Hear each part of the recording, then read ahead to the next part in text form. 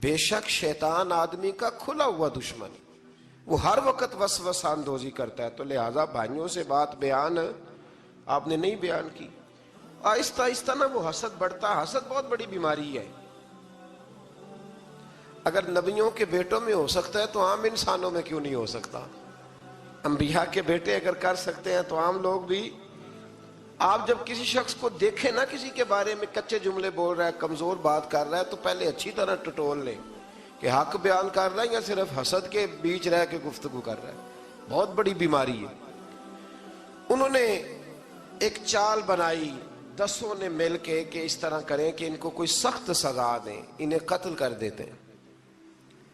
پھر کہنے لگے مارتے نہیں، کنویں میں پھینک دیتے ہیں۔ حضرت یعقوب علیہ السلام کی بارگاہ میں حاضر ہوئے تو حاضر ہو کے عرض کی کہ ہم سیر کرنا چاہتے ہیں، تو ہمارا بھائی یوسف بھی تو ہمارا بھائی ہے نا، ہمارے ساتھ بھیجیں، وہاں کھیلے گا، کودے گا، کھائے گا، پیے گا۔ حضرت یعقوب علیہ السلام نے فرمایا نہیں، مجھے ڈر لگتا ہے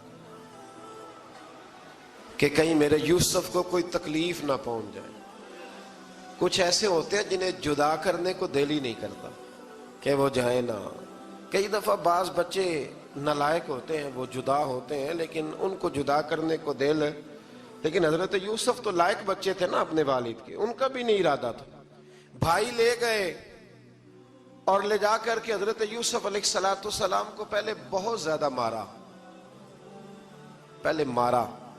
پھر حضرت یوسف علیہ السلام کا کرتا اتار کے ان کے ہاتھ باندھے، پھر بڑے بھائی نے یہودا نے رسی کے ساتھ باندھ کے کنویں میں لٹکا دیا، اور پھر جب درمیان میں پہنچے تو پھر رسی کو کاٹ دیا۔ حضرت یوسف جب گرے پانی میں آواز آئی تو ہنسے۔ مفسرین نے لکھا ہے کہ اللہ تعالیٰ نے حضرت جبریل امین کو بھیجا، فرمایا جاؤ میرے یوسف کو پکڑ کے نا تو احتیاط کے ساتھ نیچے رکھ دو۔ حضرت یوسف کو رکھ دیا گیا۔ 3 دن اور 3 راتیں جناب یوسف کنویں میں رہے۔ بچانے والا زیادہ بڑا ہے، محفوظ رکھنے والا زیادہ طاقتور ہے۔ 3 دن اور 3 راتیں کنویں میں رہے۔ انہوں نے کیا کیا کہ حضرت یوسف کا کرتا چونکہ اتار لیا تھا، 2 کرتے انہوں نے پہنے ہوئے تھے، بعد مفسرین نے لکھا ہے ایک تو کرتا وہ تھا جنہوں نے استعمال کیا، تو ایک کرتا بطور تعویذ کے حضرت یعقوب نے ان کے گلے میں ڈال دیا بطور برکت کے، تو وہ کرتا بھی ان کے گلے میں تھا۔ ایک کرتے سے انہوں نے باندھ دیا، دوسرا کرتا جو تھا نا اس کو خوند لگا کے نا بکری کا، تو حضرت یعقوب کے پاس آئے اور جب دروازے تک پہنچے تو شور کرنے لگے زور زور سے۔ حضرت یعقوب پریشان ہو کے باہر آئے، چونکہ وہ بکریاں بھی ساتھ لے کے گئے تھے، بکریاں چرایا کرتے تھے، تو کہا بکریوں کو بھیڑیا تو نہیں پڑ گیا؟ تو کہنے لگے حضور بکریوں کو تو نہیں پڑا پر حضرت یوسف کو لے گیا ہے۔ اور حضرت یوسف علیہ السلام شہید ہو گئے۔ حضرت یعقوب علیہ السلام نے نا وہ کرتا دیکھا تو کرتا دیکھ کے فرمانے لگے بڑا سیانہ تھا بھیڑیا، یوسف سارا کھا گیا ہے پر کرتا کسی جگہ سے پھٹا بھی نہیں۔ اس کا مطلب ہے کہ حضرت یعقوب کو سمجھ آ گئی کہ میرے یوسف کو بھیڑیے نے کھایا نہیں ہے۔ یہ قرآن مجید ہے۔ فرمایا بڑا سمجھدار تھا بھائی، کرتا پھٹا بھی نہیں اور یوسف وہ سارا کھا گیا۔ اب یہ روز وہاں بکریاں چرانے جاتے تھے، یا جناب یعقوب تو رونے لگے تو بھائی روز جاتے تھے، جھانک جھانک کے دیکھتے تھے کہ یوسف ہے کہ نہیں۔ تیسرے دن ایک قافلہ وہاں سے گزرا جو مصر جا رہا تھا، انہوں نے پانی نکالنے کے لیے جب ڈول لٹکایا تو حضرت یوسف نے پکڑ لیا۔ اس شخص نے حضرت جناب یوسف علیہ السلام کو اوپر کھینچا، جب آپ واپس اوپر زندہ نکل آئے تو بھائی پھر حیران ہو گئے، ابھی بھی شکر ادا نہیں کیا کہ 3 دن کے بعد دیکھو اللہ نے کتنا فضل فرمایا ہے۔ لیکن وہ پھر کہنے لگے قریب آ کے نا اس سے، یہ ہمارا بھاگا ہوا غلام ہے، اگر تمہیں چاہیے تو لے لو، سستا بیچ دیں گے۔ حضرت یوسف کا قول بعد مفسرین نے لکھا ہے، آپ فرماتے ہیں کہ مجھے جب انہوں نے تھپڑ مارے تو اتنی تکلیف نہیں ہوئی، کنویں میں پھینکا تو اتنی تکلیف نہیں ہوئی، تکلیف تب ہوئی جب انہوں نے مجھے بھائی نہیں مانا اور کہنے لگے یہ ہمارا بھاگا ہوا غلام ہے۔ تو کہا کتنے کا بیچو گے؟ کہا تم 20 درہم دے دو اور لے لو۔ 20 درہم کا جناب یوسف کو بیچ دیا۔ وہ لے گئے مصر کی منڈی میں، وہاں قیمت لگنے لگی، کتنے ہزار، اتنے ہزار، اتنے ہزار۔ اللہ اکبر۔ جناب یوسف کہتے میں نے وہ رنگ بھی دیکھا کہ جب میرا باپ سب سے بڑھ کر مجھ سے پیار کرتا تھا، اور آج میں وہی یوسف ہوں جس کی بولیاں لگ رہی، جس کی بولیاں لگ رہی۔ عزیز مصر آ گیا، مصر کا جو مالک خزانہ کا مالک تھا وہ شخص آ گیا۔ اس میں بھی کئی اقوال ہیں کہ وہ بادشاہ تھا کہ کیا تھا، بہرحال عزیز مصر آیا، خزانوں پر قبضہ اسی کا تھا۔ اس نے حضرت یوسف علیہ السلام کے وزن کے برابر سونا تول کے دیا، وزن کے برابر چاندی تول کے دی، وزن کے برابر اس نے ہیرے جواہرات دیے، پھر گھر لے گیا۔ اور جناب یوسف علیہ السلام فرماتے ہیں میں ایک آزمائش سے نکلا، جب گھر آیا تو بڑے سکون سے رہنے لگا۔ عزیز مصر نے اپنی بیوی زلیخا سے کہا اس کا خاص خیال رکھنا۔ فرماتے ہیں محبت ملنے لگی، پیار ملنے لگا، گھر میں بڑی خوشی سے رہنے لگا، پر اللہ کو کچھ اور ہی منظور تھا۔ آزمائش پر آزمائش ذرا دیکھیے گا، پہلے باپ کا پیار، پھر کنواں، پھر کنویں سے بچ گئے تو مصر کی منڈی۔ فرماتے ہیں وہاں سے میں بچ کے آیا، عزیز مصر کے گھر رہنے لگا، زلیخا فریفتہ ہو گئی، گناہ کی دعوت دینے لگی۔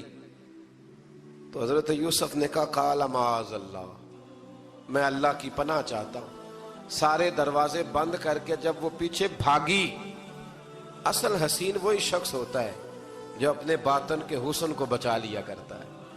جو سوداگری کرنے لگے وہ تھوڑا حسین ہوتا ہے۔ حضرت یوسف علیہ السلام جب بھاگے تو اس نے پیچھے سے پکڑ کے کرتا کھینچا، کرتا پھٹ گیا۔ ابھی آپ دروازے تک پہنچے تھے، عزیز مصر خود آ گیا۔ اس نے آگے کہا یہ کیا ہو رہا ہے؟ تو اس نے مکر کیا، زلیخا نے، کہنے لگی کہ ہونا کیا ہے، اس کو گھر میں رکھ کے پالا ہے، اب جوان ہوا ہے تو معاذ اللہ اس نے میرے طرف دست درازی کرنے کی کوشش کی ہے۔ حضرت یوسف پھر خاموش ہو گئے۔ بھائی بیچ رہے تھے تو پھر بھی خاموش تھے۔ کبھی کبھی کچھ چیزیں خاموش رہ کے سہنی پڑتی، زخم پہ زخم کھا کے جی، خون جگر کے گھونٹ پی، آہ نہ کر لبوں کو سی، یہ عشق ہے کو دل لگی نہیں۔ حضرت یوسف علیہ السلام پھر چوپ ہے۔ زلیخا نے بڑی باتیں کی، ایک دانا آدمی تھا، قرآن کہتا ہے ایک بولا بولنے والا، ایک عقل مند بولا۔ اس نے کہا دیکھو نہ زلیخا کی سنو نہ یوسف کی سنو، اگر تو کرتا آگے سے پھٹا ہوا ہے تو پھر غلطی ہے جناب یوسف کی، اور اگر پیچھے سے پھٹا ہے تو پھر زلیخا کی غلطی۔ حضرت یوسف کی معاذ اللہ پھر غلطی۔ تو عزیز مصر نے کرتا دیکھا تو پیچھے سے پھٹا تھا، لیکن امام قرطبی کہتے ہیں وہ کوئی عقل مند آدمی نہیں، وہ تو 4 مہینے کا بچہ تھا، وہ ایک 4 مہینے کا وہ قریب تھا۔ حضرت یوسف علیہ السلام کی گواہی دینے کے لیے اللہ نے اسے زبان دی تھی، زلیخا کے ماموں کا بیٹا تھا، 4 مہینہ کا گہوارے میں لیٹا ہوا، جب بادشاہ سے فیصلہ نہیں ہو رہا تھا اور بادشاہ پریشان تھا عزیز مصر کے، کسی کو جا کے بتاؤں گا تو کوئی کیا سوچے گا، اس کے گھر میں کیا کچھ ہوتا ہے۔ کہتے پریشان تھا تو پنگوڑے سے بچہ بول پڑا، کہنے لگا بادشاہ اگر تو کرتا آگے سے پھٹا ہے تو پھر معاذ اللہ غلطی حضرت یوسف کی، اگر پیچھے سے پھٹا ہے تو پھر زلیخا کی۔ تو کرتا پیچھے سے پھٹا تھا، حضرت یوسف کے حق میں گواہی مکمل ہو گئی۔ اب آہستہ آہستہ نا دربار میں محل میں بات پھیلنے لگی، تو بیویاں کہنے لگی اوہو زلیخا تو ایک غلام پہ عاشق ہو گئی ہے، ایک غلام پہ۔ تو زلیخا کہنے لگی تم اجے میرا محبوب نہیں ڈٹھا۔ یہ رٹے ڈالنے والے دیکھتے نہیں اور دور کھڑے رہ رہ کے کہانیاں سناتے رہتے۔ انہوں نے کہا تو نے ابھی دیکھا نہیں نا، تو نے ابھی یہ کیا پتا ہو کہ ماجرا کیا ہے؟ تو کہنے لگی نہیں تو غلام پہ۔ اس نے کہا چلو تجربہ کراتی ہوں۔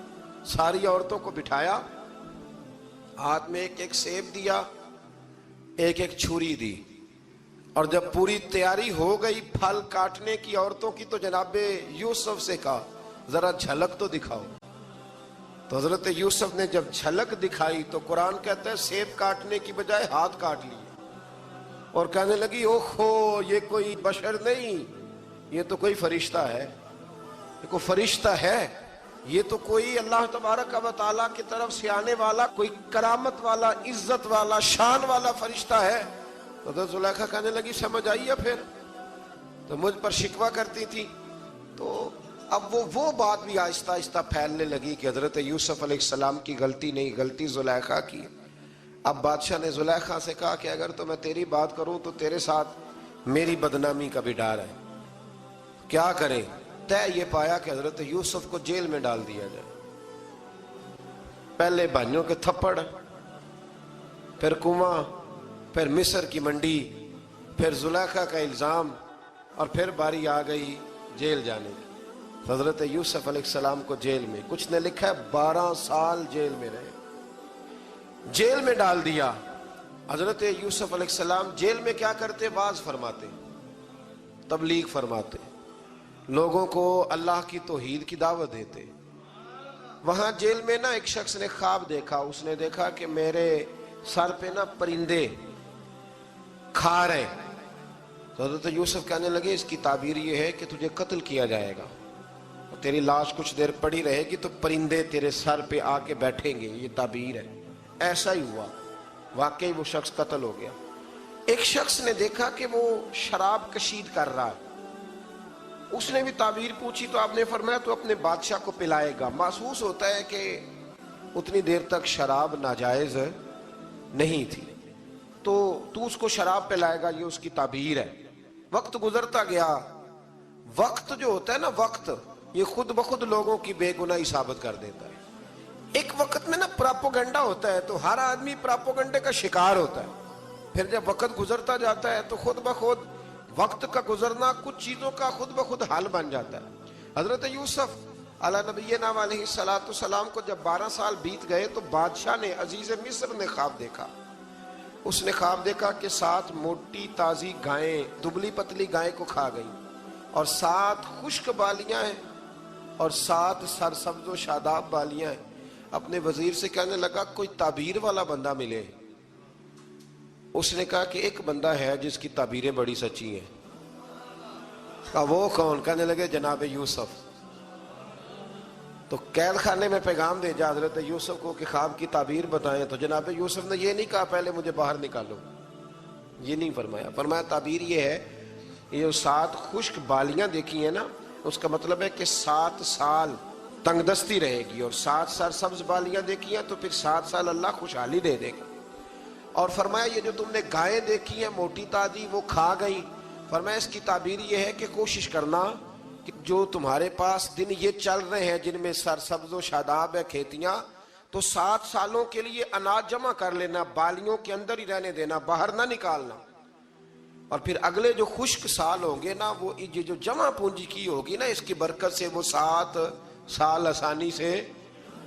اس پر ہمارے مفسرین نے لکھا ہے، اس آیت پر صوفیاء اور بزرگ تو کہتے ہیں نا سارا اللہ کے راستے میں دے دو، یہ بھی بات اچھی ہے، لیکن اگر کوئی اپنے بچوں کے لیے آنے والے وقت کے لیے کوئی چیزیں سنبھال کے رکھے تو یہ بھی سورہ یوسف سے ثابت ہے، یہ بھی سورہ یوسف سے، تو یہ بھی کوئی ایسا فعل نہیں ہے جس پر کوئی شخص تنقید کر سکے۔ آمدام برسر مطلب حضرت یوسف نے جب تعبیر بتائی تو بادشاہ کہنے لگا کہ انہیں باہر نکالو۔ آپ فرمانے لگے میں نہیں نکلتا بھائی، نہیں نکلتا میں جیل سے، یہی ٹھیک ہوں میں۔ آپ کیوں نہیں نکلتے؟ کہنے لگے پہلے اعلان کر کے لوگوں کو بتا کہ میں بے قصور ہوں۔ وہ جو تو نے پراپوگنڈا کیا نا اپنے منہ سے اعلان کر۔ اس نے جناب زلیخا کو بلایا، ان عورتوں کو بلایا، وہ عورتیں ساری سامنے آئیں، انہوں نے گواہی دی کہ یوسف تو بے گناہ ہے۔ پر سال کتنے لگ گئے؟ اللہ اکبر، 12 سال لگ گئے۔ یقین کریں کچھ لوگوں کو یہ ثابت کرنے میں نا کہ میں ٹھیک ہوں زندگی بیت جاتی، اور میں تمہارا خیر کا ہوں زندگی بیت جاتی ہے۔ لوگوں کو ہوش تب آتی ہے جب مزار پر چادر ڈالنے کا ٹائم آ جاتا ہے، ہوش تب آتی ہے، لیکن پھر ہوش کا کوئی فائدہ۔ 12 سال کے بعد بادشاہ نے ان کو بلایا اور کہنے لگا کہ یہ جو خواب میں نے آپ کو سنایا اب کرنا کیا ہے؟ تو حضرت یوسف کہنے لگے تم سے کچھ بھی نہیں ہوگا، اگر کچھ کرنا ہے تو پھر یہ خزانے کی ذمہ داری میری لگاؤ، اگر کوئی قابل آدمی ہو تو وہ آگے بڑھ کے بات کر سکتا ہے۔ یہاں ہر بندہ ہی آگے بڑھ کے کہتا ہے مجھے دے دو ڈیوٹی، لیکن قابل ہو تو وہ آگے بڑھ کے بات کرے اور سمجھے کہ میرے علاوہ کسی کے لیے مشکل ہے تو پھر وہ آگے بڑھے۔ حضرت یوسف نے جب کہا تو انہوں نے آپ کو وزیر خزانہ بنا دیا، پھر ایک وقت آیا کہ وہ عزیز مصر ہی بن گئے۔ قحط پڑ گیا، جب مصر میں قحط پڑا تو دائیں بائیں بھی قحط پڑا، किनान के आप रहने वाले थे, वहां भी कहत पड़ा। हजरत याकूब बेटे की याद में रो रो के तो आंखों की बिनाई चली गई। और यारो बाप भी बड़ा ही प्यार करता है, बड़ा ही प्यार करता है, बड़ा ही। पता है बाकी तुम्हें तोहफे देते हैं, बाकी तुमसे मोहब्बत करते हैं, तो बाप तो बेटे को अपनी जवानी दे देता है, अपनी जवानी अपने बेटे के नाम कर देता है। बाप भी बड़ा ही प्यार करता है संगियो, कोई नहीं तोल सकता। बच्चे ऐसे घूम रहे होते हैं ना अब्बा जी के सामने, तो उनका उठना बैठना चलना ही बड़ा प्यारा लगता है, का आना जाना ही बड़ा प्यारा लगता है। बाप का तो कद रोज ऊंचा होता है कि अल्लाह ने मुझे लाल अता फरमाए। हजरत याकूब की आंखों की बिनाई चली गई रो रो के। भाई हजरत यूसुफ के जब कहत पड़ा तो उन्हें पता चला कि एक वाहिद शहर मिस्र है जहां गंदम स्टॉक है, क्योंकि हजरत यूसुफ को पता था, ख्वाब बादशाह देख चुका था, तो आपने माल 7 सालों के लिए जमा कर लिया। अब भाई आए, अल्लाह अकबर, दुश्मन सामने नजर आए, मुखालिफ हासिद, तो फिर इंसान ठहरा रहे और इंसान कमजोर ना हो, ताकतवर हो, इतना ताकतवर हो कि हुक्मरान ही बन गया हो। जरा नबियों के हौसले भी देखना, पैगंबरों के हौसले भी देखना। भाई आए, का गंदम चाहिए, तो जनाब यूसुफ ने ओहो भाइयां जिहा साख नहीं कोई जिह विच खार ना होवे। हाँ, और मियाँ साहब फरमाया करते थे, भाई भाइयां दियां बावां हुंदे ते भाई भाइयां दे वैरी। भाई जैसे ही दाखिल हुए तो जनाब यूसुफ की आंखें बाहर आई, रो पड़े, ओ मेरे भाई आ गया, रो पड़े। वजीर मशीर दाएं बाएं देखते हैं कि हजरत यूसुफ को क्या हुआ, रो पड़े और भर भर के गंदम दी, उसको इशारे करते, चल थोड़ी और डाल दे, चल थोड़ी और डाल दे। जब भाइयों को दे चुके तो फिर फरमाने लगे कि शायद इससे गुजारा ना हो, जरूरत पड़ी तो दोबारा भी आ जाना। अपनी कौम को तरस दे रहे, थोड़ा थोड़ा खाओ। उन भाइयों को कहते हैं जरूरत पड़ी ना, आ जाना दोबारा। और कहने लगे तुम्हारा एक और भाई भी है, कहाँ है, बिन्यामीन नाम है। फरमाया हो सके तो उसे भी ले आना। भाई पैसे लेके आए थे गंदम लेने के लिए, और जब वापस जाने लगे तो हजरत यूसुफ ने उनकी रकम दोबारा रख दी, वो दोबारा उनकी बोरियों में रख दी। घर जाके उन्होंने खोली तो गंदम भी थी और पैसे भी थे। अब भाइयों से पैसे थोड़ी वसूल करने, जाके अपने वालिद से कहने लगे, अब्बा बादशाह बड़े देखे हैं पर उसमें कोई खुशबू देखी। तो उसने कहा है कि अपने दूसरे भाई को भी लेके आना, तो बिन्यामीन को ले जाए। हजरत याकूब फरमाने लगे, पहले भी तुम पे भरोसा कर चुका हूं, बार बार नहीं करूंगा, यूसुफ गवा चुका हूं। पोते बोल पड़े, कहने लगे दादाजी आप तो हर वक्त यूसुफ यूसुफ ही करते रहते। उन्होंने जिद की, इसरार किया, तो जनाब बिन्यामीन को साथ वादा लेके, आहद लेके, कसम लेके भेज दिया हजरत याकूब ने। जनाब बिन्यामीन भी पहुंचे मिस्र में। ये दोनों एक माँ से थे, सगे दोनों थे। हजरत यूसुफ ने जनाब बिन्यामीन को देखा तो अपने साथ बिठा लिया और जरा बातें बातें करके ना, इधर बैठ जाओ, इधर बैठ जाओ, अच्छा नहीं है जगह, आप इधर आ जाओ, मेरे साथ बैठ जाओ। भाई था ना सगा, अच्छा चलो ठीक है आप इधर आ जाओ। भाई को साथ बिठा लिया। अभी जब चीजें देने लगे तो कान में कहने लगे, वो परेशान थे ना हजरत बिन्यामीन की, ये बंदा क्या कर रहा है, तो कान में कहने लगे, मैं भाई हूं तेरा, मैं यूसुफ हूं। तो इस तरह का, यार थोड़े दिन मेरे पास रह नहीं जाता। हजरत बिन्यामीन कहने लगे, रह जाता हूं। रह गए जनाब बिन्यामीन।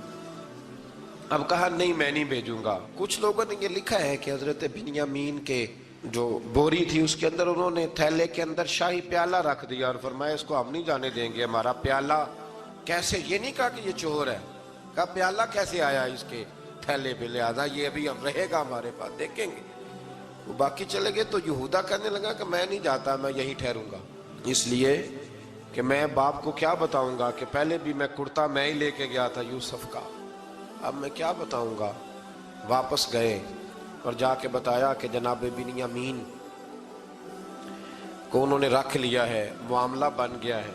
वो कहते हैं कैसे प्याला आया है, शाही प्याला। हजरत सैयदना याकूब अलैहिस्सलाम फरमाने लगे, मैंने तुम्हें पहले ही कहा था कि तुम मेरे बिन्यामीन को भी ले जा रहे हो, पहले मैं भरोसा करके यूसुफ के मामले में परेशान हूँ। फरमाया इस तरह करो, جاؤ ڈھونڈو جا کے میرے یوسف کو، اور ڈھونڈو جا کے میرے بنیامین کو، جاؤ تلاش کرو۔ اللہ اکبر۔ بھائی دوبارہ آئے، گندم بھی ختم ہو گئی تھی، آتے ہی کہا کہ اے عزیز مصر، بڑی بری حالت ہے، ہم بڑے پریشان ہیں، ہمارے باپ کی رو رو کے آنکھیں چلی گئی ہیں، مہربانی کرو کچھ گندم بھی دے دو، اور اس طرح کرو کہ ہمارا بھائی بھی ہمیں واپس کر دو تاکہ ہم اسے لے جائیں اور ہمارے والد گرامی کی آنکھیں ٹھنڈی ہوں۔ حضرت یوسف علی نبینا علیہ الصلوۃ والسلام ان کی باتیں بھی سننے لگے اور غور سے ان کے چہرے بھی دیکھنے لگے، غور سے۔ تو جب انہوں نے حضرت یوسف علیہ السلام کی طرف غور سے دیکھا تو حضرت یوسف کہنے لگے مجھے پہچانتے ہو؟ پہچانتے ہو؟ کہا نہیں۔ فرمانے لگے میں یوسف ہوں۔ قال انا یوسف، کہنے لگے میں یوسف ہوں، اور حضرت بنیامین کی طرف اشارہ کر کے کہنے لگے وہذا اخی، اور یہ میرا بھائی ہے، میں یوسف ہوں اور یہ میرا بھائی ہے۔ اور فرمانے لگے اللہ نے ہم پر احسان کیا ہے، اور جو تقوی اختیار کرتا ہے اور صبر کرتا ہے اللہ تعالیٰ اس نیک کے اجر کو کبھی ضائع، یہ نہیں فرمایا میں نے بڑے تقوی کیے پرہیزگاری کی تو بچ گیا، فرمایا جو بھی تقوی اختیار کرے گا، جو بھی صبر کرے گا، اللہ اس نیک کے اجر کو کبھی ضائع نہیں کرے گا۔ پھر فرمانے لگے جاؤ آج تم پر کوئی گناہ نہیں، جاؤ ایک دم ہی اسی وقت ہی فرمایا جاؤ میں نے تمہیں معاف کیا، جاؤ میں نے تمہیں معاف کیا۔ اور فرمانے لگے میری دعا ہے کہ میرا رب بھی تمہیں معاف کر۔ پھر فرمایا یہ میری قمیض لے جاؤ، میرا کرتا، اور میرے باپ کی آنکھوں پہ ڈال دینا، امید ہے ان کی آنکھوں کی روشنی واپس آ جائے، جاؤ لے جاؤ۔ تو وہ کرتا لے کے گئے، اذهبوا بقمیصی ھذا، یہ میرا کرتا لے جاؤ۔ دیکھو میں ایک اعرابی آیا، حضور نے فرمایا کچھ مانگ لو اس دیہاتی سے۔ حضور نے فرمایا ہے آج وہ مائل باتا، اور بھی کچھ مانگ لے۔ تو وہ کہنے لگا حضور آپ مجھے سواری کے لیے اونٹ دے دیں۔ حضرت علی کہتے ہیں میں نے کہا ہے افسوس، مانگا بھی تو کیا مانگا۔ حضور نے فرمایا چل کچھ اور مانگ لے۔ کہنے لگا چلے آنے جانے کے لیے کرایہ بھی دے دے، زادرہ بھی دے دے، کھانے، کیا مانگا؟ تو حضور علیہ السلام نے اسے دے دیا۔ تو محبوب فرمانے لگے تجھ سے تو موسیٰ علیہ السلام کے دور کی وہ بوڑھی اچھی تھی۔ کہا وہ بوڑھی کون سی بوڑھی؟ تو حضور علیہ السلام فرمانے لگے رب کریم نے حضرت موسیٰ کو حکم دیا کہ جب آپ مصر سے نکلیں تو حضرت یوسف کی قبر کو کھود کر ان کا تابوت بھی ساتھ لے جائیں۔ حضرت سیدنا موسیٰ علیہ السلام نے عرض کی مالک وہ کیسے پتہ چلے گا؟ فرمایا وہ تو آپ نے خود ہی پتہ کرنا ہے کہ وہ تابوت کہاں ہے، وہ دریا کے اندر تھا، کیسے پتہ کرنا ہے؟ پتہ کرتے کرتے پتہ چلا کہ ایک بوڑھی اماں ہے، اسے پتہ ہے تابوت کہاں ہے، وہ کدھر ہے تابوت، تو بوڑھی اماں کو پتہ ہے۔ حضرت موسیٰ بوڑھی کے پاس گئے، کہنے لگے اماں وہ تجھے پتہ ہے یوسف کی قبر کہاں؟ کہنے لگی پتہ ہے۔ تو کہا اماں پھر بتا دو۔ کہنے لگے مفت میں بتا دوں، نبی کے مزار کا ایڈریس اور فری میں بتا دوں، یہ کیسے ہو سکتا ہے؟ تو حضرت سیدنا موسیٰ فرمانے لگے چل قیمت لے، طبرانی کی حدیث ہے، حضور بیان فرماتے ہیں۔ حضرت موسیٰ کہنے لگے بتا کیا لے گی؟ کہنے لگی مجھے نا جنت میں وہ والا مکان دلائیں جس کے پڑوسی موسیٰ علیہ السلام ہو، میری اور آپ کی دیوار کٹھی ہو، کی عقیدہ کند، اللہ اکبر۔ تو حضرت موسیٰ کہنے لگے چل اماں مہربانی کر جنت مانگ لے، اب تو پڑوس ہی مانگنے لگ گئی ہے، تو اب نبیوں کا درجہ تو بڑا ہوگا، تو دینے والا اللہ ہے، میں دعا کرتا ہوں۔ تو کہنے لگی جی ٹھیک ہے، اگر آپ نہیں دیتے تو میں ایڈریس نہیں بتاتی۔ تو حضور فرمانے لگے اس سے تو وہ اچھی تھی۔ حضرت موسیٰ نے عرض کی کہ یا اللہ یہ نہیں بتا رہی تو اب کیا کروں؟ فرمایا موسیٰ وعدہ تو کر لے، مکان میں دے دوں گا۔ اسلامی طرز زندگی میں سب سے زیادہ جس چیز پر زور دیا گیا ہے وہ یہ ہے کہ کسی کے ساتھ کبھی بھی زیادتی نہ کی جائے، ظلم نہ ہو۔ نبی پاک سید عالم صلی اللہ تعالی علیہ وسلم کی تشریف آوری کے جو مقاصد ہیں ان میں میرے محبوب کریم صلی اللہ علیہ وسلم نے جس چیز پر سب سے زیادہ زور دیا ہے وہ یہ ہے کہ میں ظلم ختم کرنے آیا، ظلم نہیں ہونا چاہیے۔ ایک تو ہے کسی کو مارا جائے، اس کے منہ پر اس کو گالی دی جائے، اس کو ستایا جائے، اس کے راستے میں کانٹا بچھایا جائے، اس کو پتھر سے، تھپڑ سے، ڈنڈے سے، تلوار سے مارا جائے. یہ تو ایک بہت بڑی بات ہے. اسلام یہ کہتا ہے کہ تو اپنے گھر کے اندر بیٹھ کے بھی کسی مسلمان کے خلاف بات بھی نہ کر. اتنا زیادہ پابند مذہب. اپنے گھر کی چار دیواری کے اندر بیٹھ کر بھی کسی مسلمان کی برائی کرنے کی، صرف زبان سے سازش کرنے کی بات نہیں، اس کے خلاف منصوبہ بندی کرنے کی بات نہیں، اس کو لوگوں کو اس کے خلاف ابھارنے یا اکسانے کی بات نہیں، خالی اس کے خلاف گفتگو اور وہ والا عیب جو اس میں پایا جاتا ہے، وہ عیب جو اس میں موجود ہے، وہ عیب بھی تجھے گھر کے اندر بیٹھ کر نجی اور ذاتی محفل میں بھی بیان کرنے کی اسلام اجازت نہیں دیتا. اور اسلام نے اس کو غیبت کا نام دیا. اور میرے نبی پاک صلی اللہ علیہ وسلم نے فرمایا یہ فعل کہ تو گھر کے اندر بیٹھ کر کسی کی عزت کے بارے میں بات کرے، سمجھ لے تو نے زنا سے بھی برا کام کیا. یہ بدتر ہے زنا سے بھی. یہ جو زیادتی اور ظلم ہے نا میرے بھائی، اس کو اسلام نے اس قدر زیادہ ناپسند کیا اور اس پر اسلام نے اس قدر زیادہ احکامات بیان کیے. میرے نبی کریم صلی اللہ علیہ وسلم نے فرمایا قیامت کے دن اللہ مظلوم کے ساتھ ہوگا. اللہ کس کے ساتھ ہوگا؟ قیامت کے دن اللہ مظلوم کے ساتھ ہوگا. اور یہ لفظ ہیں حدیث مبارکہ میں ابن حجر علیہ رحمہ نے لکھے، اللہ قیامت کے دن مظلوم کے ساتھ ہوگا. اور اگلے لفظ سنو گے تو حیران رہ جاؤ گے. فرمایا اللہ قیامت کے دن مظلوم کے ساتھ ہوگا اگرچہ وہ مظلوم کافر ہی کیوں نہ ہو. اگرچہ وہ مظلوم، اللہ اس کے ساتھ ہوگا. اللہ قیامت کے دن مظلوم کے ساتھ ہے، اگرچہ وہ والا رٹا نہیں کہ میری برادری کا ہے تو میں نے سپورٹ تو کرنی ہے نا. ہم تو ظالموں کے ساتھ ہوتے ہیں. ہمارے دیہاتوں میں رواج ہے کہ نوجوان کسی کی عزت پر ہاتھ ڈالتا ہے، کسی کی بیٹی کو بھگا کے لاتا ہے تو اس کے دوست اس کی مدد کرنا فریضہ سمجھتے ہیں، اس کو سپورٹ کیا جاتا ہے، اس کو رہنے کو جگہ دی جاتی. ہم یہ نہیں دیکھتے کہ وہ چوک میں لڑائی ہوئی ہے اور ہمارے بچے کی کسی کے ساتھ پٹائی ہوئی تو ہم تو بندوقیں، ڈنڈے، کلاڑیاں اٹھا کے چلے جاتے ہیں. وہاں جا کے تحقیق پہ پتہ چلتا ہے کہ ظلم تو ہمارے بچے کا ہے. تو پھر مدد کس کی کرنی چاہیے تھی؟ ہم کس کی کرتے ہیں؟ میرے نبی کریم صلی اللہ علیہ وسلم کو اپنی امت سے بڑا پیار ہے، حضور کو بڑی محبت ہے. فرمایا قیامت کے دن لوگ اپنے اپنے ممبروں پہ بیٹھیں گے پر میں سجدے میں گر کے اپنی امت کی دعائیں مانگوں گا. قیامت میں جو بچے گا وہ میرے نبی پاک کی برکت سے بچے گا. لیکن رسول کریم علیہ الصلوۃ والسلام نے فرمایا ظلم کر کے نہ آنا، تمہاری باقی کمیوں پہ میں پردے ڈلوا دوں گا. ظلم کر کے نہ آنا. امام بہق کی روایت لائے ہیں، محبوب پاک نے فرمایا میرے امتی نے کسی ذمی کافر کے ساتھ اگر زیادتی کی، وہ ٹیکس دیتا تھا، جزیہ دیتا تھا، ذمی کافر تھا، اور میرے امتی نے اگر اس کے ساتھ زیادتی کی تو نبی پاک صلی اللہ علیہ وسلم فرماتے ہیں میں قیامت کے دن اس کافر کے ساتھ مل کر اپنے امتی پر اللہ کی بارگاہ میں مقدمہ دائر کروں گا. میں خود مقدمہ دائر کروں گا.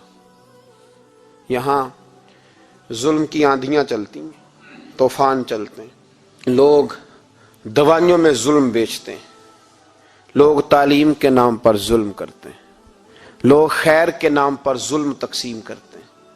یہاں اللہ اکبر ایسے ایسے رنگ دیکھنے کو ملتے ہیں. اب بنے گا کیا؟ کیا ہر زینب اسی طرح تڑپ کے چلی جائے گی؟ اس کا رزلٹ کیا نکلے گا؟ ہمارے ہاں تو نمبر گیم چلتی ہے. سیاستدان شعر لکھ کے لاتے ہیں، وہ ٹی وی پہ بیٹھ کے ایک دوسرے کو نیچا دکھانے کی کوشش کرتے. ساری سیاسی جماعتوں کے سربراہوں کو وہاں ہونا چاہیے تھا کہ نہیں ہونا چاہیے تھا؟ کیوں نہیں بولتے آپ لوگ؟ آپ کب بولیں گے؟ ابھی بھی وقت نہیں آیا آپ کے بولنے کا. ان کو وہاں ہونا چاہیے تھا کہ نہیں ہونا چاہیے تھا؟ یہ آپ کے نمائندے، ان کو ہونا چاہیے تھا وہاں، میرے نہیں ہے، اللہ جانتا ہے، ایک بھی نہیں ہے ان میں سے، سوال ہی نہیں پیدا ہوتا۔ ہمارے یہ نمائندے ہوں گے، سوال ہی نہیں پیدا ہوتا، ہمارے نمائندے نہیں ہیں یہ، آپ کے بھی نہیں ہیں، بس تھوڑا سا وقت اور رہ گیا ہے، پھر انشاءاللہ سارا پاکستانی سمجھدار ہو جائے گا، یہ کسی کے بھی نہیں ہے۔ میرے بھائی، نمبرنگ ہو رہی ہے۔ میں رات گجرات میں تھا تو میں کہہ رہا تھا کہ ایک صاحب کہنے لگے مجھ سے وہاں کے پنجاب کی حکومت کو ریزائن کرنا چاہیے تھا کہ نہیں کرنا چاہیے تھا، تو میں نے کہا ریزائن وہ کرتے ہیں جن کے اندر کچھ تھوڑا بہت شرم کا مادہ ہوتا ہے، یہ لوگ ریزائن کریں گے؟ یہ کیسے کر سکتے ہیں؟ اور پھر ریزائن صرف ان کو نہیں کرنا چاہیے تھا، میری تو دعوت یہ ہے کہ ہر سیاسی جماعت ریزائن کرے، ہم اس ملک میں سیاست نہیں کریں گے، مذہبی جماعتیں تبلیغ کرنا بند کر دیں، پیرانے عظام گدی نشینیاں چھوڑ کے باہر نکلیں، یہ جو ہر چوک اور ہر چوراہے میں لوگ نصیحتوں کا بازار گرم کر کے کھڑے ہیں، یہ چھوڑ دیں۔ کیا اثر ہے تمہاری تبلیغوں کا؟ کیا مل رہا ہے قوم کو؟ تمہاری گدیاں کیا تزکیہ نفس کر رہی ہیں؟ اور ہر اس آدمی پہ مقدمہ ہونا چاہیے جس کے موبائل میں گندی فوٹو ہے، ہر وہ آدمی مجرم ہے جو گند دیکھتا ہے، گند آگے تقسیم کرتا ہے۔ ایسے ہی ایک دو آدمی کا نام لگا کے چپ کر گئے ہو، صبح قیامت کے دن اس زینب کے خون کے حساب میں مجھے بھی پوچھا جائے گا اور آپ کو بھی پوچھا جائے گا۔ ہر ایک آدمی دوسرے پہ بوجھ ڈال کے خاموش ہو جاتا ہے۔ حکومت نے غلط کیا، حکومت بنوائی کس نے تھی؟ کس نے ووٹ دیا تھا؟ برابر کے شریک ہیں ان کے جرموں میں جو ان کو ٹھپے لگاتے ہیں، چپ کر جاتے ہو تنقید کر کے۔ حضرت سیدنا امام مالک رحمت اللہ علیہ فرمایا کرتے ظالموں کا مددگار بھی ظالم ہوتا ہے، تو ان کو ٹھپے لگانے والا ظالم نہیں ہوتا؟ وہ نہیں مددگار ظالموں کا؟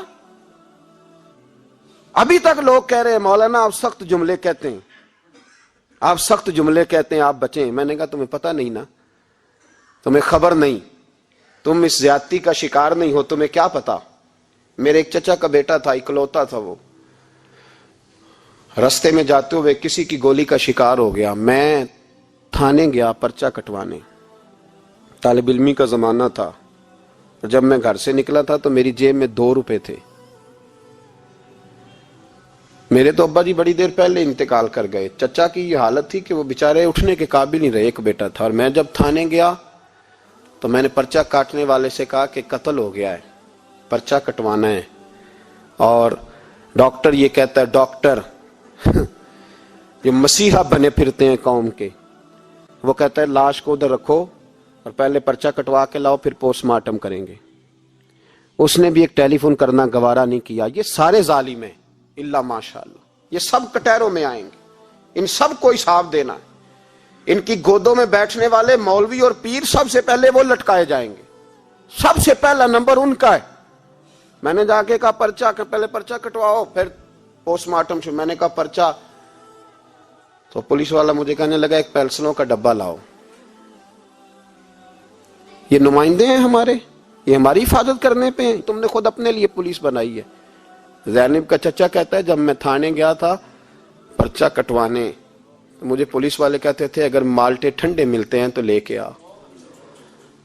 اور زینب کا چچا کہتا ہے کہ وہ مجھے کہتے تھے کہ جا نیسلے کی 2 بوتلیں لا، پانی پینا ہے۔ اس ملک پہ بسنے والوں کا کوئی وارث نہیں، کوئی نہیں ان کا والی وارث۔ اور کہتے ہیں کوڑے میں پڑی لپٹی ہوئی خون سے لاش، اور مجھے پولیس والے کہتے ہیں فلانے نے لاش ڈھونڈی ہے، اسے تو پہلے 10,000 دے لے۔ میں ظالم ہوں، آپ ظالم ہیں، جنہوں نے ان ظالموں کو اپنا سپہ سالار بنایا ہے۔ تیاری کر رہو اللہ کے حضور۔ میں نے پوچھا رب کریم سے، مولا تو بتانا رزلٹ کب نکلے گا؟ تو رب کریم نے فرمایا دنیا تو غافل ہو سکتی ہے، وَلَا تَحْسَبَنَّ اللَّهَ غَافِلًا عَمَّا يَعْمَلُ الظَّالِمُونَ۔ کر جا کے سورۃ ابراہیم کی آیت نمبر 42 پڑھو۔ رب فرماتا ہے اللہ غافل نہیں ہے ان لوگوں سے جو دنیا میں ظلم کر رہے ہیں، اللہ ظالموں کے کاموں سے غافل۔ تو پھر مولا رزلٹ کیا ہے؟ فرمایا انما یؤخرہم لیوم، اللہ نے ایک دن کے لیے یہ فیصلے رکھے ہوئے، رب روز عدالت نہیں لگائے گا، اللہ نے ایک دن رکھا ہوا ہے۔ تشخص فیہ الابصار، فرمایا میں ظالموں کو اس طرح لٹکاؤں گا کہ لوگوں کی آنکھیں کھلی کی کھلی رہ جائیں گی.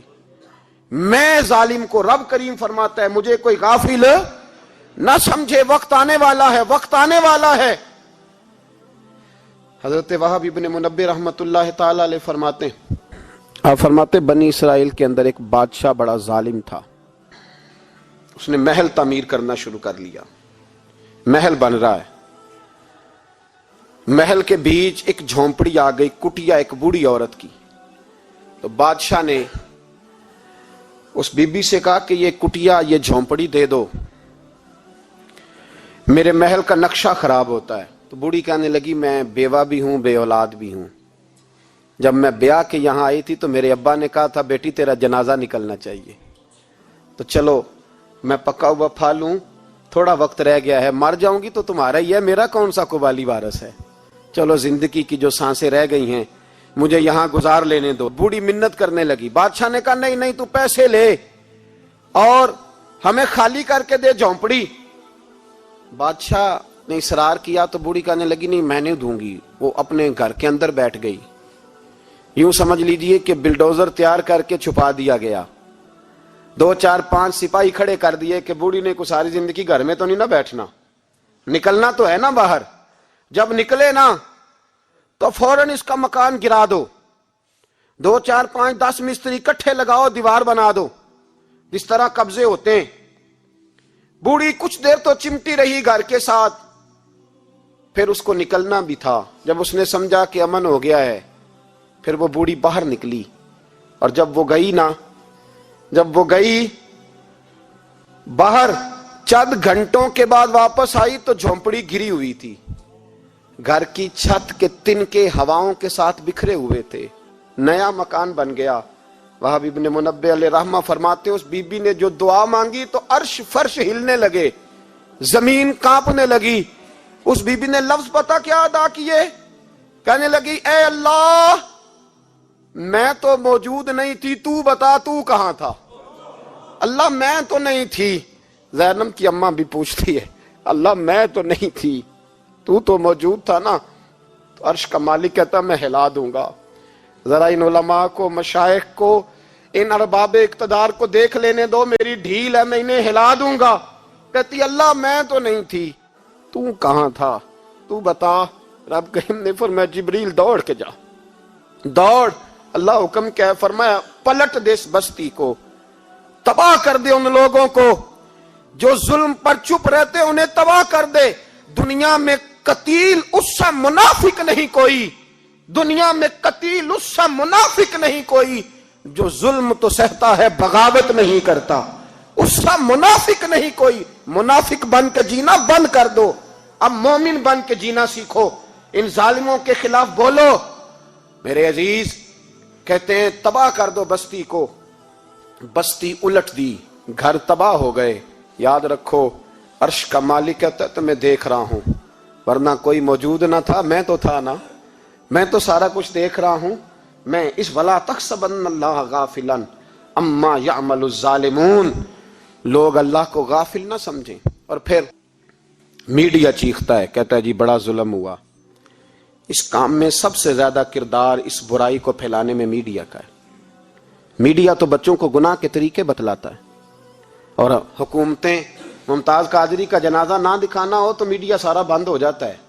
فیض آباد دھرنے کا ظلم نہ دکھانا ہو تو میڈیا سارا بند ہو جاتا ہے. تو گند روکنا چاہیں تو گند رک سکتا ہے کہ نہیں رک سکتا؟ یہ پابندی، یہ ٹیکنیکلی زمانہ ہے. اگر یہ بند کرنا چاہیں تو ہر چیز اپنی جگہ پہ بند ہو سکتی ہے کہ نہیں؟ بولیں. لیکن ہم تو روئیں گے نا، فیس بک پہ تصویر لگائیں گے زینب کے ساتھ ظلم ہوا، تو تیری تو امام والی دکان پہ گندی فوٹو لگی ہوئی ہے، تیرے تو موبائل میں سارا گند ہے. اس گند کی ترویج و اشاعت میں تو میں اور آپ شامل ہوتے جا رہے ہیں. گند تو پرموٹ ہو رہا ہے، اسی سے تو لوگوں کے جذبات ابھرتے ہیں. ابا جی کہتے ہیں مجھے اعتبار ہے، مجھے اعتبار ہے بیٹی پہ. یہ کیا تماشا ہوا اعتبار کا؟ یہ کیا بات ہوئی؟ اعتبار کس کو کہتے ہیں؟ حضرت جنید بغدادی رحمت اللہ تعالی علیہ، آپ سے کسی نے پوچھا، میں تھوڑے دن پہلے، مجھے گجرات یونیورسٹی کے کچھ طالب علموں نے دعوت دی، کچھ اساتذہ نے کہا کہ یہاں سیرت سیمینار ہے آپ آئیں. سیالکوٹ میں جو کیمپس ہے، میں وہاں جب پہنچا تو میں نے کہا یار یہ صرف لڑکے ہونے چاہیے. کہنے لگے اتنے اتنے مولوی تقریر کرتے ہیں لڑکیوں میں تو آپ. تو میں نے کہا یار مجھے دکھیا نو سمجھ لو, پرانے خیالات کا ہوں, اور ویسے بھی میرے لیے مولوی حجت نہیں, میرے لیے رسول اللہ کا دین حجت ہے, تو آپ پردہ کرائیں. خیر انہوں نے مہربانی کی, کوئی پارٹیشن ہو گئی. جب میں پہنچا تو شاید 1.5 منٹ لگا ہو مجھے گیٹ سے ہال میں جانے تک, لیکن وہاں جو بچے اور بچیوں کا میں نے حال دیکھا تو میں دعا مانگ رہا تھا, اے اللہ تو اس قوم پہ فضل فرما, اس قوم پہ. ابا جی کہتے مجھے اعتماد ہے, نابینا سے ابھی عبداللہ ابن مکتوم رضی اللہ تعالی, وہ آئے ہیں تو نبی پاک صلی اللہ علیہ وسلم نے فرمایا عائشہ پردہ کر لو, تیرے گھر میں بسنے والی بی بی سید عائشہ سے بھی پاک ہے, تیری بیٹی حضرت عائشہ صدیقہ سے بھی زیادہ حرمت والی ہے. نبی پاک نے فرمایا عائشہ پردہ کرو, حضور وہ نابینا ہے. فرمایا تمہیں تو نظر آ رہا ہے نا, تیرا اعتبار یہاں سے بھی زیادہ بڑھ گیا ہے. حضرت جنید بغدادی سے کہا حضور ہمیں قرآن شریف پڑھا دیں. آپ نے فرمایا درمیان میں عورتیں پردہ ڈالیں پھر پڑھاؤں گا. کہا حضور قرآن پاک ہی پڑھانا ہے. تو حضرت جنید فرمانے لگے پڑھانے والے حسن بصری ہو اور پڑھنے والی رابعہ بصری ہو اور درمیان میں قرآن پڑھا ہو, پھر بھی میں انہیں بغیر پردے کے پڑھنے کی اجازت نہیں دیتا. یہاں تو حال ہی کوئی نہیں. اس گند کو روز پرموٹ کرتے ہو, نوجوانوں کے جذبات بکھرتے ہیں اور بپھرتے ہیں, اور پھر اس کے بعد کہتے ہو کہ آگ نہ لگے. یہ کیسے ہو سکتا ہے؟ تم نے خود آگ لگائی ہے چمن میں اپنے, بے سبب گردش ایام کو الزام نہ دو. تم نے خود نور کا ظلمت سے کیا ہے سودا, کر کے توہین سحر شام کو الزام نہ دو. او بھائی یاد رکھو, جب تک یہ گند رہے گا فحاشی اور عریانی رہے گی. انڈیا کے اندر زیادتی کے واقعات زیادہ ہیں پاکستان کی نسبت. کیوں؟ اس لیے کہ گند زیادہ ہے, فحاشی اور عریانی. اسلام نے تو نظر تک پر پابندی لگا دی, کہا اپنی نظر بھی مومن جھکا کے رکھے, جو چیزیں سبب بن سکتی ہیں ان پر بھی پابندی لگا کے رکھی. ہم توجہ ہی نہیں کرتے, خیال ہی نہیں ہے, اس کو پرموٹ کیا جاتا ہے. اور سب سے دوسری بڑی وجہ یہ ہے کہ مجرم کو سزا نہیں ملتی. مجرم کو سزا بولیے, وہ چھوٹ گیا نا سرے عام ایک بڑے آدمی کا بیٹا قتل کرنے والا, چھوٹ گیا نا. وہ جس نے سرے عام ایک سپاہی کانسٹیبل کو کچل دیا تھا وہ بچ گیا نا, آ گیا نا باہر. ریمنڈ ڈیوس کئی گولیاں مار کے بچ گیا نا. جب مجرم کو سزا نہیں ملتی تو پھر گناہ بند. میرے رسول پاک صلی اللہ علیہ وسلم نے قانون دیا, قانون. ایک عورت نے چوری کی, اس کے حضرت سیدنا اسامہ بن زید حضور کے محبوب صحابی سفارشی بن کے آئے, حضور تھوڑی لچک دے دیں. نبی پاک نے فرمایا سنو, میری بیٹی فاطمہ بھی چوری کرتی تو میں ہاتھ کاٹ دیتا. مجرم کے لیے سزا ضروری ہے, مجرموں کو سزا ملے گی تو حالات بہتر ہوں گے. کہتے ہیں سرے عام پھانسی لگاؤ, کہتے ہیں قانون میں گنجائش نہیں. تمہارے لیے قانون روز بدل جاتا ہے. جب مطالبہ کیا گیا نا کہ سرے عام جاگ رہے ہیں آپ لوگ کہ سو گئے جی, چلے میں دعا کرتا ہوں اللہ کرے میری قوم جاگ جائے, آمین تو کہہ دیں. اللہ کرے آپ لوگ جاگ جائیں اور جاگتے رہیں. اعلیٰ حضرت نے فرمایا تھا, مشورہ دیا تھا, سونا جنگل رات اندھیری چھائی بدلی کالی ہے, سونے والوں جاگتے رہنا کیونکہ چوروں کی رکھوالی ہے. سونا جنگل رات اندھیری چھائی بدلی کالی ہے, سونے والوں جاگتے رہنا چوروں کی رکھوالی ہے. کہا گیا سرے عام پھانسی دو, تو کہنے لگے آئین میں گنجائش نہیں چوک میں پھانسی دینے کی, اور تمہاری ضرورت پڑے تو آئین میں ترمیم ہو جاتی ہے. تو آج زینب کو ضرورت پڑی ہے تو کیوں ترمیم نہیں ہو سکتی؟ آج ایک غریب مظلوم ماں کو ضرورت پڑی ہے تو ترمیم کیوں نہیں ہو سکتی؟ انہیں چوک میں پھانسی دو, انہیں لٹکاؤ, انہیں کاٹ کر کتوں کے آگے ڈالو تاکہ ہر ایک کی بیٹی محفوظ رہ سکے.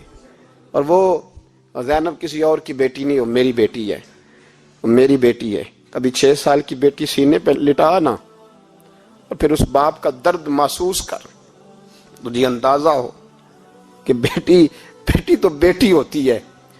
حاتم تائی کی بیٹی ننگے سر دربار رسالت پہ آئی تو میرے نبی پاک نے چادر دی. سلمان فارسی کہنے لگے سونیا کافر کی بیٹی ہے, تیری پاک چادر ہے, میں اپنی نہ دے دوں؟ تو حضور نے فرمایا سلمان چپ کر جا, بیٹیاں سانجی ہوتی, بیٹیاں سانجی ہوتی ہیں, چپ کر. کافر کی بیٹی صحیح بیٹی تو ہے نا, اور بیٹیاں تو سانجی ہوتی ہیں. یہاں اتنا ظلم اور اتنا حشر ہو گیا اور کہتے ہیں پتہ نہیں چلا. دیکھتے ہیں, کرتے ہیں, سنتے ہیں. یاد رکھو ظلم کبھی مٹا نہیں کرتا, ظلم کبھی.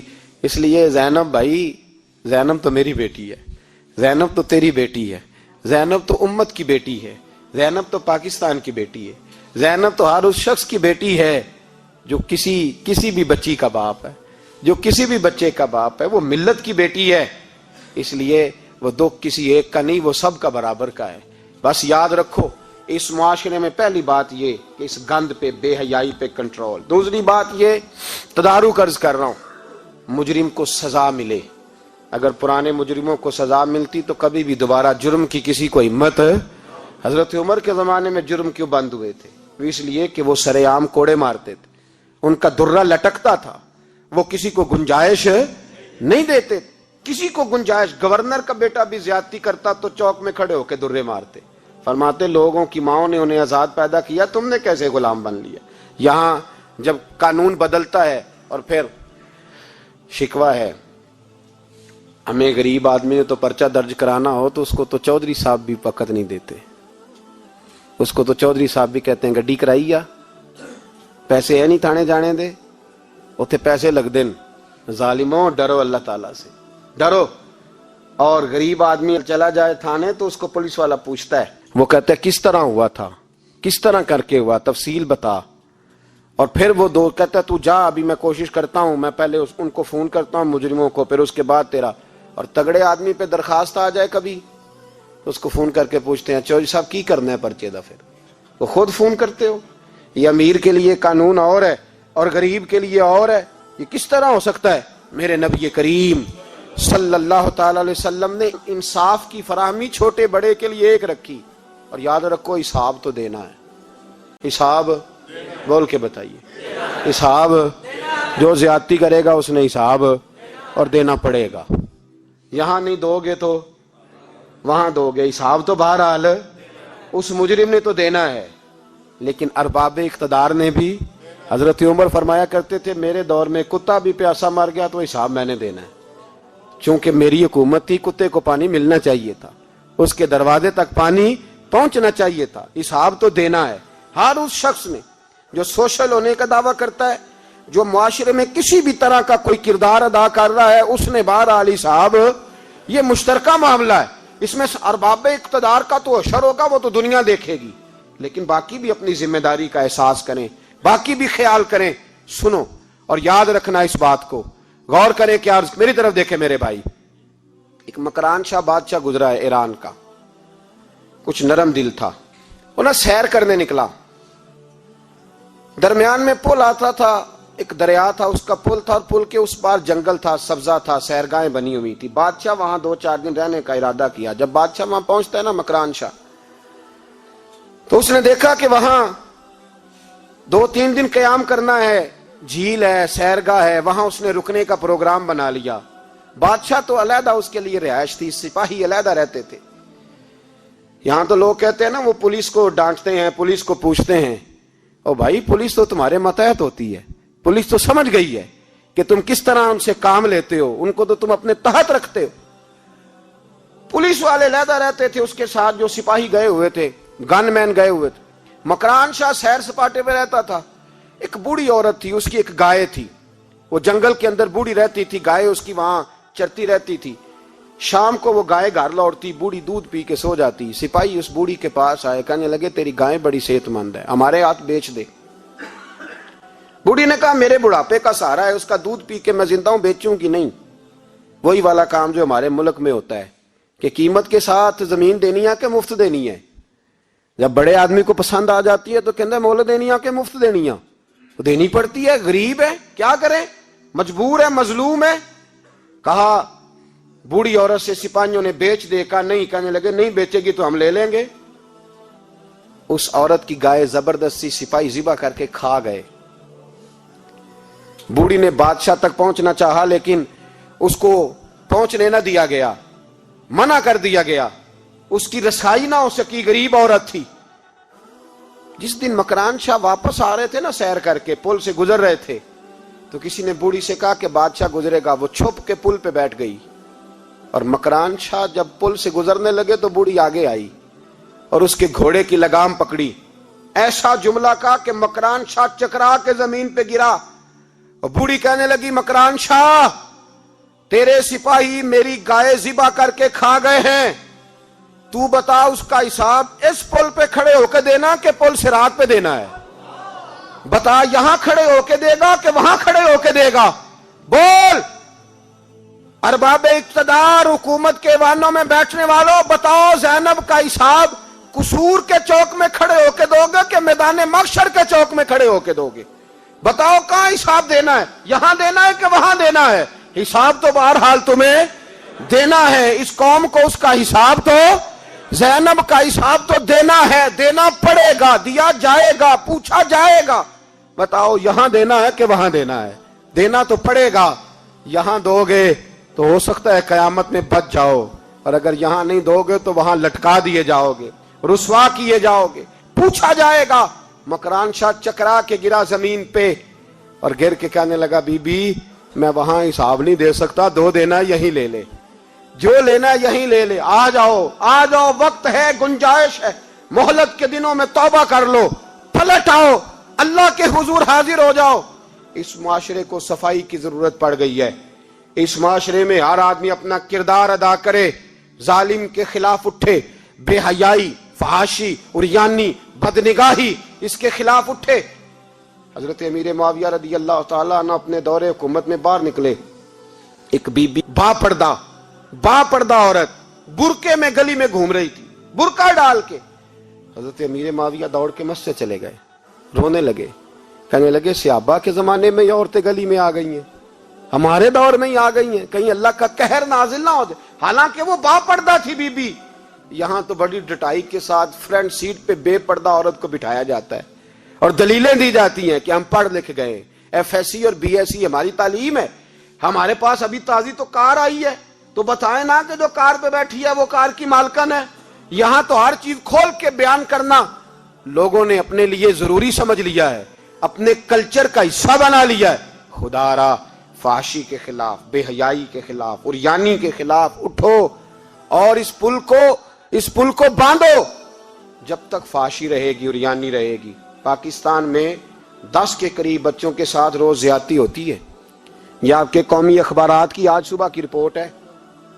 یہ تو وہ چیزیں ہیں جو کھول کے باہر آ گئیں، اور اس کے علاوہ جو بے حیائی کے اڈے کھلے ہوئے نہ جانے ان کی تعداد کتنی ہے، کس قدر زیادہ ظلم ہو رہا ہے۔ میرے رسول پاک صلی اللہ تعالی وسلم نے فرمایا جب کوئی زنا کرتا ہے تو ایمان اس کے سینے سے نکل جاتا ہے اس کے سینے سے۔ آنکھوں پر پردہ ہونا چاہیے، کانوں پر پردہ ہونا، اور اگر زینب کے قتل کے بعد بھی کسی کے موبائل میں گندی تصویر ہے اور اس کے قتل کے بعد بھی بے حیائی کے گانے اس کے موبائل میں ہیں، تو پھر وہ رسم کے آنسو نہ بہائے، پھر وہ صرف 2 منٹ کے لیے آگے بڑھ کے مرثیہ خان نہ بنے، وہ پھر شاعر اور ادیب بننے کی کوشش نہ کرے، وہ پھر اپنے حصے کا جملہ لگا کر اپنے آپ کو فیس بک پہ ایکٹیو رکھنے کا تماشا نہ کرے۔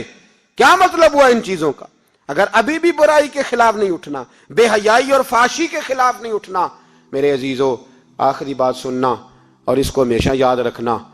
میرے نبی پاک صلی اللہ تعالی علیہ وسلم نے فرمایا ہے کسی ایک مسلمان کے قتل میں اگر اہل زمین، اہل آسمان سارے بھی شریک ہو جائیں، سارے، تو فرمایا ہو سکتا ہے اللہ سب کو جہنم میں ڈال دے۔ اس لیے کہ جو قتل ہے نا، قتل ایک ہے زیادتی اور ایک ہے پھر اس کے بعد قتل، ایک انسان کا قتل انسانیت کا قتل، اتنا بڑا ظلم۔ اور یہاں تو اب قتل کی خبر آ جائے نا اخبار پہ تو اتنی دلچسپی والی رہتی نہیں، اتنے لوگ قتل ہو گئے کوئی حرج نہیں۔ یہ تو ہمارے ہاں تو کسی سیاستدان کی شادی کی خبر آئے گی تو وہ دلچسپی والی ہوگی، اس پر تبصرے ہوں گے، کمنٹس ہوں گے، ایک بندہ مر گیا ٹھیک ہے، غریب آدمی تھا، قتل ہو گیا، جان چھوٹی، معاذ اللہ، اس میں کون توجہ کرتا ہے؟ یہاں تو ان کے میلے چھیلے تماشوں پر لوگ تبصرے کرتے ہیں، یہ جو کوئی نئی ایکٹنگ کر کے دکھاتے ہیں اس پر ہماری توجہ جاتی ہے۔ اتنی عورتوں نے خودکشی کر لی اس لیے کہ شام کو کھانا نہیں تھا، بچوں سمیت دریا میں کود گئی، یہ ہوتا رہتا ہے، اس کی خیر ہے، معاذ اللہ۔ یہ تو سارے زمانے میں، یہ دیکھو کہ کسی سیاسی لیڈر نے کوئی نئی ایکٹنگ کی ہے تو اس پر تبصرہ کرتے ہیں، اس پر تھوڑی دیر بیٹھتے ہیں۔ او خدا کے بندو، اپنی ترجیحات بدلو، میں کہا کرتا ہوں ان کی گاڑیوں کے پیچھے بھاگنا چھوڑ دو گے تو یہ صحیح ہو جائیں گے، ان کی جائز ناجائز چیزوں پر نعرے لگانے بند کر دو گے تو یہ صحیح ہو جائیں گے۔ خدا را زینب تو چلی گئی پر ہمیں ایک پیغام چھوڑ کے گئی ہے کہ فحاشی کے خلاف اٹھ کھڑے ہو، اب ظلم کے خلاف لڑنا سیکھو، اب اپنے اندر یہ طاقت پیدا کرو، اب طاقت پیدا کرو۔ ہمیں سارا پتہ ہوتا ہے لیکن اس کے باوجود ہم ظالموں کے ساتھ کھڑے ہو کے ان کی تعریفیں کرتے ہیں، تصویریں لگاتے ہیں، سپورٹر ووٹر بنتے ہیں۔ اب اس کام سے باز آ جاؤ